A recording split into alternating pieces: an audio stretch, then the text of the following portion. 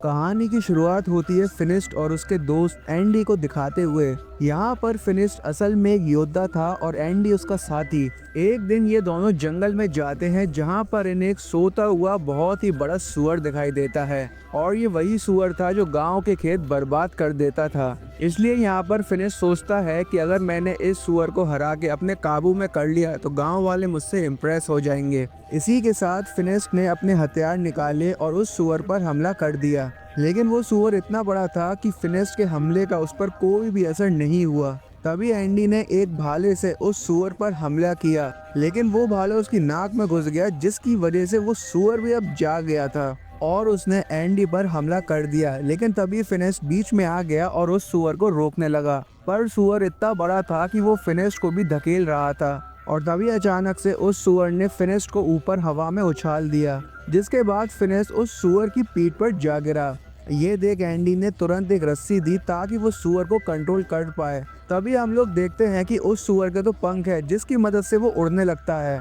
अब इसके बाद फिनिस्ट ने उस सुअर के पंखों में रस्सी ही फंसा दी ताकि वो उसे काबू कर सके, लेकिन वो सुअर और बेकाबू हो गया और इसी के साथ ये सुअर फिनिस्ट को लेकर गांव में जा गिरा। जब गांव वालों ने ये देखा तो उन्हें लगा कि फिनिस्ट ने ही इस सुअर को मार गिराया है, इसलिए सब लोग बहुत खुश हो गए और उसकी वाहवाही करने लगे। तभी यहाँ पे यागा नाम की एक औरत आती है जो फिनिस्ट के पास आकर उससे कहती है कि अगर तुम इतने ही बहादुर हो तो मेरी एक मदद करोगे। मेरे घर के सामने एक बहुत ही बड़ा पत्थर है तो उसे हटा दो ताकि नदी का पानी फिर से मेरे घर तक आ जाए। अब ये सुनने के बाद फिनिस्ट ने कहा कि मैं इस तरह के छोटे मोटे काम नहीं करता। तभी यागा ने कहा, इसका मतलब तुम एक मामूली इंसान हो और मेरी मदद नहीं कर पाओगे। और तभी सब लोगों ने फिनिस्ट का मजाक उड़ाना शुरू कर दिया, जिसे देख फिनिस्ट को बहुत ही गुस्सा आया और वो अपने घर चला गया। घर पर उसने फैसला किया कि वो फिनिस्ट से अपना बदला लेगा ताकि वो साबित कर सके कि वो एक महान योद्धा है। यहीं एंडी भी मौजूद था जो फिनिस्ट से कहता है कि मेरे पास एक रास्ता है जिससे तुम सबकी नज़रों में महान बन सकते हो। यहाँ कुछ दूरी पर ही एक टावर है जहाँ एक बहुत ही भयानक जीव रहता है और उसने एक राजकुमारी को कैद कर रखा है। अगर तुम उसे बचा लो तो ये सब लोग तुम्हारी बहादुरी की तारीफ करेंगे। ये सुनकर फिनिस्ट भी मान गया। अब रात में ये दोनों उस टावर के लिए निकल गए, जहाँ पर फिनिस्ट ने देखा कि टावर के पास पहले से ही कुछ लोग हैं, लेकिन ये सब राजकुमारी को बचा के उससे बस शादी करना चाहते थे। तभी इनमें से एक आदमी ने फिनिस्ट से पूछा कि क्या तुम भी राजकुमारी से शादी करने के लिए आए हो। इस पर फिनिस्ट कहता है कि नहीं, मेरा मकसद सिर्फ इतना है कि राजकुमारी को बचाकर सबकी नजरों के सामने हीरो बन सकूं। इसके बाद फिनिस्ट एंडी से कहता है कि मुझे इस मॉन्स्टर को जल्दी से मारना ही होगा, नहीं तो ये लोग उसे मार के राजकुमारी को यहाँ से ले जाएंगे।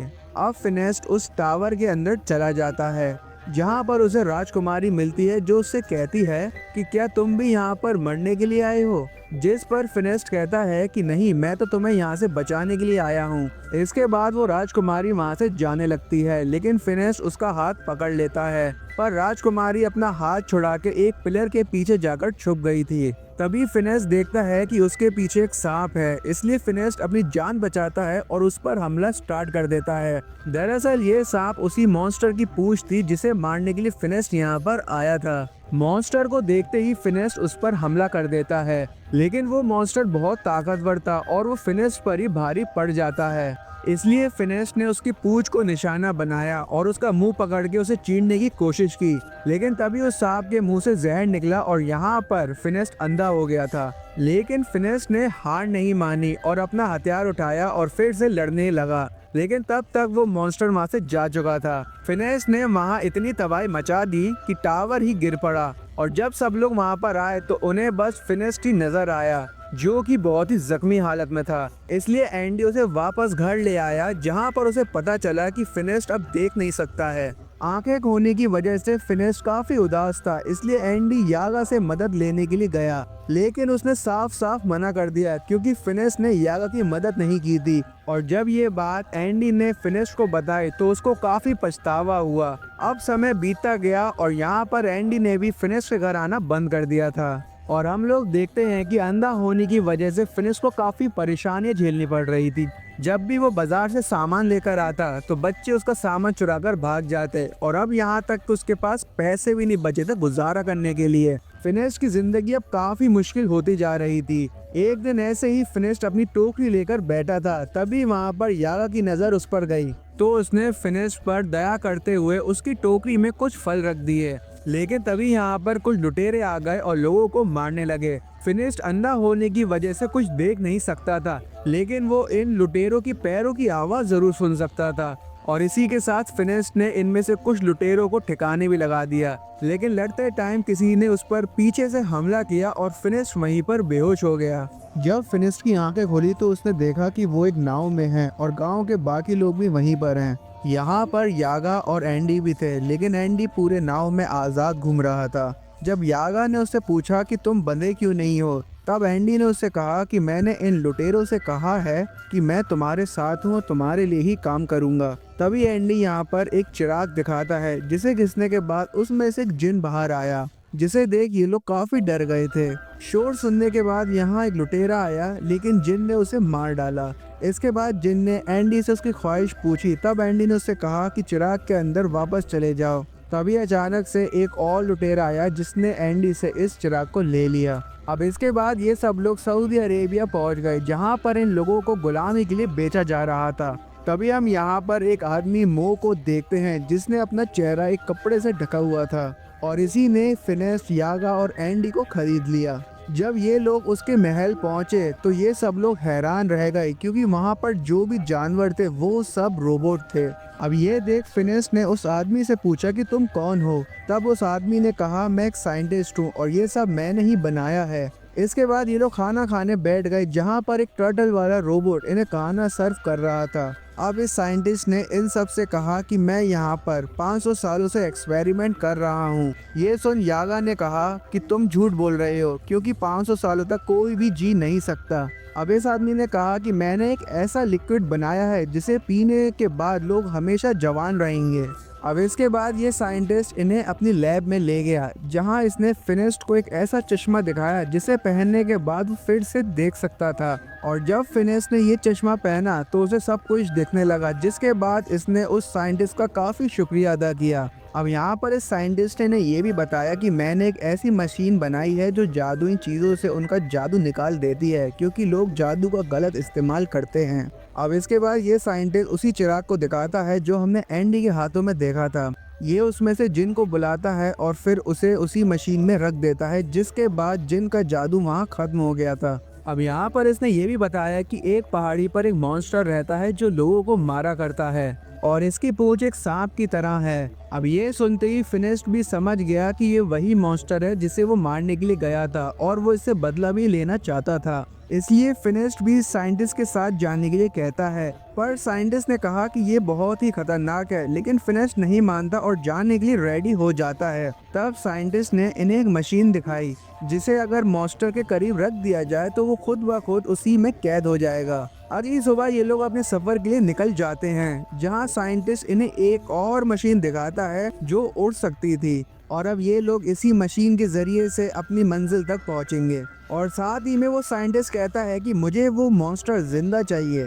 अब ये लोग मशीन में बैठ के उस जगह पहुंच जाते हैं जहाँ वो मॉन्स्टर छुपा हुआ था। फिनिश ने देखा कि वो मॉन्स्टर एक गुफा के अंदर छुपा हुआ है, इसलिए उसने गुफा के बाहर ही उस कैद करने वाली मशीन को लगा दिया और खुद उस मॉन्स्टर को बाहर लाने के लिए गुफा के अंदर चला गया। जब फिनिस्ट उस गुफा के अंदर गया तो उस मॉन्स्टर ने उस पर हमला किया, जिससे कि फिनिस्ट का सर एक पेड़ से जा टकराया और इसी के बाद फिनिस्ट वहीं पर बेहोश भी हो गया था। अब इससे पहले कि वो मॉन्स्टर फिनिस्ट को कोई नुकसान पहुंचा पाता, यागा ने तुरंत मशीन को चालू किया और उसे कैद कर लिया। अब इसके बाद ये लोग पैदल ही सफर को शुरू कर देते हैं। अब रात में ये लोग आराम करने के लिए एक जगह पर रुके, तभी फिनिश देखता है कि पिंजरे में से किसी की आवाज आ रही है, और जब वो उसे खोल के देखता है तो उसे वही राजकुमारी जिसे फिनिश ने मेन टावर में देखा था। और यहाँ पर हमें पता चलता है कि ये राजकुमारी ही वो मॉन्स्टर थी और वो राजकुमारी फिनिश से मदद मांगती है, लेकिन यागा ने साफ साफ इनकार कर दिया। लेकिन फिनिश अब राजकुमारी को पसंद करने लगा था, इसलिए वो उसे बाहर निकालने लगता है। अब ये देखकर यागा पीछे से आती है, फिनिश को भी उसी पिंजरे में धक्का देकर बंद कर देती है। यहाँ पर राजकुमारी फिनिश से कहती है कि मुझ पर एक श्राप है कि अगर मुझे कोई छुएगा तो मैं एक मॉन्स्टर में बदल जाऊंगी, और इसलिए मैं उस दिन भी एक मॉन्स्टर में बदल गई थी और तुम पर हमला कर दिया था, लेकिन मैं ये सब जानबूझकर नहीं करती हूँ। वहीं हम साइंटिस्ट को देखते हैं जो अभी भी उस मशीन की मदद से जादू निकाल रहा था, लेकिन फिर वो उस जादू को अपने बनाए हुए रोबोट्स के अंदर डालता है। अब इतने में एंडी और यागा भी यहाँ पर आ गए थे और साइंटिस्ट को ये सब करता हुआ देख लिया था उन लोगों ने। इन्हें समझ आ जाता है कि साइंटिस्ट ने इनसे झूठ बोला कि वो लोगों को जादू से बचाना चाहता है, जबकि वो तो खुद ही इसे अपने रोबोट्स में डाल के उन्हें जिंदा कर रहा था। अब ये सब देख के यागा को बहुत ही गुस्सा आया और वो साइंटिस्ट से कहती है कि मैं इसके बारे में सबको बता दूंगी। ये सुनकर साइंटिस्ट ने कहा कि मुझे अब तुम लोगों को मारना होगा क्योंकि तुम लोग मेरा राज जान चुके हो। अब यहाँ पर यागा ने फिनिस्ट और राजकुमारी को भी आज़ाद कर दिया और उन्हें सारी बातें बता दी कि कैसे साइंटिस्ट राजकुमारी को मार के उसका जादू लेना चाहता है। अब इसके बाद साइंटिस्ट भी यहाँ पर अपने रोबोट्स के साथ आ गया था और सबको बंदी बना लिया था, जिसके बाद साइंटिस्ट राजकुमारी में से जादू निकालने ही वाला होता है कि तभी फिनिश राजकुमारी का हाथ पकड़ लेता है, जिससे कि वो एक मॉन्स्टर में बदल गई थी। अब राजकुमारी खुद को बचाकर यहाँ से भाग निकलती है। मौके का फायदा उठाकर फिनिश और यागा भी यहाँ से भाग निकलते हैं और अब साइंटिस्ट ने अपने सबसे बड़े रोबोट को निकाला जो कि एक टर्टल था, और इसी टर्टल में एंडी भी था। यानी अब एंडी अपनी जान बचाने के लिए साइंटिस्ट के साथ ही मिल गया था। अब साइंटिस्ट ने फिनिस्ट और यागा के ऊपर बॉम्ब से हमला करना शुरू कर दिया, जिससे ये लोग जैसे तैसे करके बच गए थे। अब यहीं पर फिनिस्ट को एक आइडिया आता है और वो यागा से कहता है कि मेरी एक मदद करो कि ये साइंटिस्ट का ध्यान भटकाओ और अपनी तरफ कर लो, ताकि मैं इस टर्टल के ऊपर चढ़ के इसको अपने हथियार की मदद से उल्टा सकूं। इसके बाद फिनिस्ट इस टर्टल के ऊपर चढ़ गया, लेकिन साइंटिस्ट ने उसे देख लिया था, इसलिए उसने फिनिस्ट के ऊपर हमला किया, जिसकी वजह से उसका चश्मा गिर गया और फिनिस्ट को अब दिखाई देना बंद हो गया था। अब ये देख यागा फिनिस्ट की मदद करने की कोशिश करती है उसे डायरेक्शन बता के, लेकिन इतने में यहाँ पर साइंटिस्ट के सामने वही राजकुमारी आ जाती है, जिसे देखकर साइंटिस्ट काफी घबरा गया था। और तभी फिनिश मौके का फायदा उठाकर टर्टल को उल्टा कर देता है, जिसकी वजह से टर्टल के अंदर से सारा जादू बाहर निकल गया था। और ये सब देख अब साइंटिस्ट यहाँ से भागने की कोशिश करता है, लेकिन जादू खत्म होने की वजह से वो जमीन पर फैले हुए लिक्विड में गिर गया और उसकी वहीं पर मौत हो गई। ऊंचाई से गिरने की वजह से फिनिश फिर से बेहोश हो जाता है, जिसे देख राजकुमारी उसके पास आती है और रोने लगती है, लेकिन जैसे ही उसके आंसू फिनिश के चेहरे पर गिरते हैं तभी उसे होश आ जाता है। और जैसे ही फिनिश अपनी आंखें खोलता है तो वो देखता है कि अब उसे दोबारा से दिखने लगा है। ये सब देख राजकुमारी बहुत खुश हो जाती है, जिसके बाद फिनिश और बाकी सब लोग गांव लौट आते हैं और इसी को दिखाते हुए ये शानदार मूवी यहीं पर एंड हो जाती है। तो दोस्तों, कैसी लगी आपको ये मूवी हमें कमेंट बॉक्स में ज़रूर बताइएगा। तो मिलते हैं नेक्स्ट वीडियो में एक और नई वीडियो के साथ। तो चैनल को लाइक करके वीडियो को सब्सक्राइब करना मत भूलिएगा।